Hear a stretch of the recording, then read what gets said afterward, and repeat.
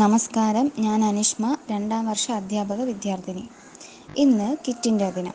ഇന്ത്യക്ക് ഉടനടി സ്വാതന്ത്ര്യം നൽകുക എന്ന മഹാത്മാഗാന്ധിയുടെ ആഹ്വാനപ്രകാരം 1942 ഓഗസ്റ്റ് മാസം ആരംഭിച്ച നിയമലംഘന സമരമാണ് ക്വിറ്റ് ഇന്ത്യ പ്രസ്ഥാനം അഥവാ ഓഗസ്റ്റ് പ്രസ്ഥാനം. 2ാം ലോക മഹായുദ്ധം പൊട്ടിപ്പുറപ്പെടുന്ന സമയത്ത് 1939 സെപ്റ്റംബറിൽ വാർധയിൽ വച്ച് നടന്ന കോൺഗ്രസ് പാർട്ടിയുടെ പ്രവർത്തന സമിതി യോഗത്തിൽ ഉപാധികൾക്ക് വിധേയമായി ഫാസിസത്തിനു എതിരെയുള്ള സമരത്തെ അനുകൂലിക്കുന്ന പ്രമേയം പാസാക്കി. പക്ഷേ ഇതിനു പകരമായി സ്വാതന്ത്ര്യം ആവശ്യപ്പെട്ടപ്പോൾ ബ്രിട്ടീഷുകാർ ആ ആവശ്യം നിരസിക്കുകയാണ് ചെയ്തത്. 1942 ഓഗസ്റ്റ് 8 അഖിലേന്ത്യാ കോൺഗ്രസ് കമ്മിറ്റിയുടെ ബോംബെ സമ്മേളനത്തിൽ ക്വിറ്റ് ഇന്ത്യ പ്രമേയം പാസാക്കി.